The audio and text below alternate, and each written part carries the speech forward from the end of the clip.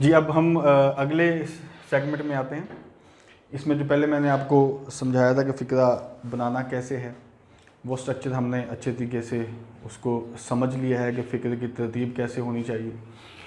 अब फ़िक्रे में जो जो चीज़ें हम इस्तेमाल करेंगे हेल्पिंग वर्ब के तौर पे और दूसरी जो इसमें इस्तेमाल होती हैं, उसमें सबसे पहले जो मैंने समझा है कि वेरी बिगिनिंग से हम इसको शुरू करते हैं, उसमें जो use of is, am, are और वाज वर।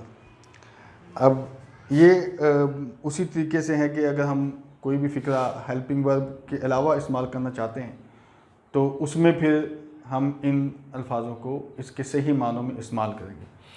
इसलिए मैंने पहले इसकी डेफिनेशन यहाँ पे लिख दी है कि इज़, एम, आर जो है वो बी की पहली फॉर्म है।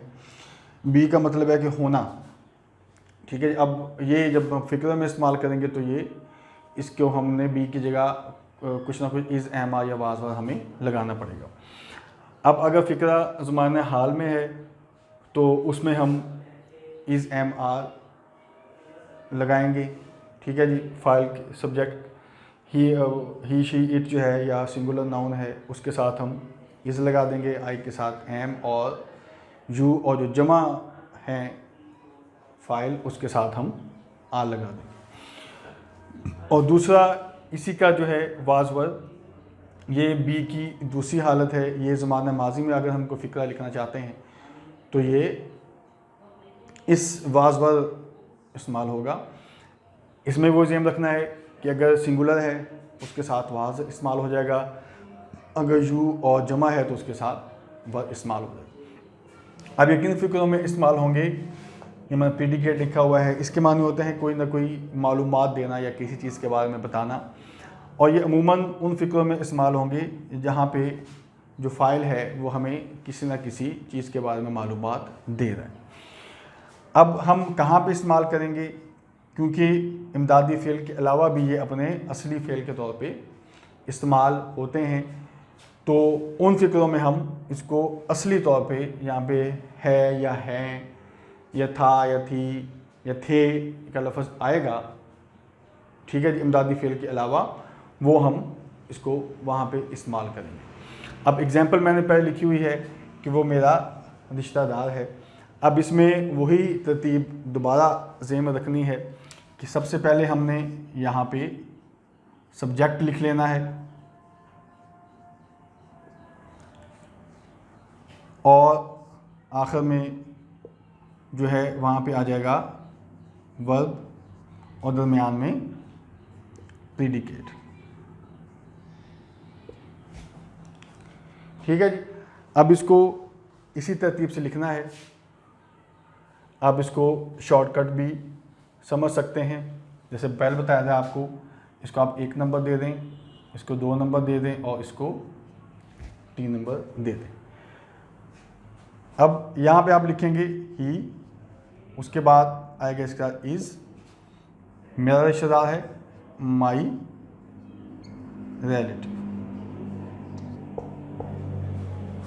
इस तरीके से ये मुकम्मल हो जाएगा। अब इसमें जो पहले बताई थी कि प्रीडिकेट है, इसमें सब्जेक्ट जो है वो कोई ना कोई मालूमात हमें देगा, जिससे ये फ़िक्र की निशानी हो जाएगी कि इसमें हमने इज़, एम और वाज वर अपनी असली मानी के तौर पे इस्तेमाल करना है। अच्छा, अब इसको अगर हमने मनफी में लेके जाना है तो उसकी भी तरतीब ऐसे ज़हन में रखनी है कि इसको आप पहले लिख लेंगे, इसको दूसरे नंबर पे लिख लेंगे और लफ्ज़ ये तीसरे नंबर पे आ जाएगा, ठीक है जी। तो इसमें कैसे लिखेंगे कि यू आर, अब यहाँ पे आ जाएगा नॉट।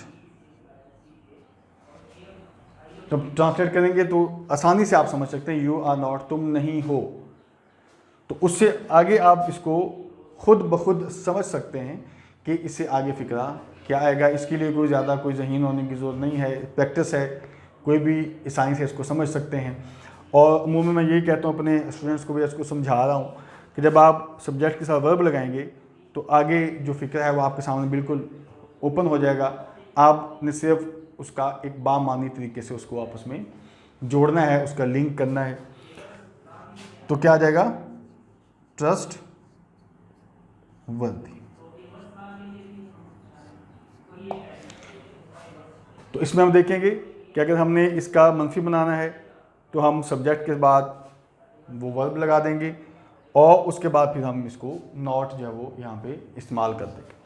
अब इसी का अगर हमने सवालिया बनाना है तो इसमें इंग्लिश में ये फ़र्क होता है कि जो भी वर्ब है या इमदादी फ़ेल है वो अगर हम फ़िक्र के शुरू में आ जाएंगे ले आएंगे तो वो क्या के मानी जो है वो दे देते।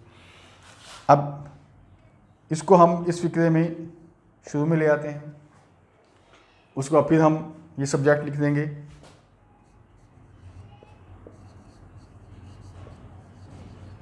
अब खूब इसी तरीके से लिख देंगे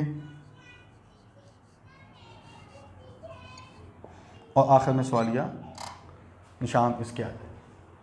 ठीक है जी। अब ये वो फ़िक्रे हैं जिसको आपने इस वजह से लिखना है कि इसमें कोई हमें मालूमात दी जा रही है और ये इमदादी फ़ेल के अलावा उन फ़िक्रों का इस्तेमाल है जो कि हम यहाँ पे इसको समझेंगे, इसको हम याद करें।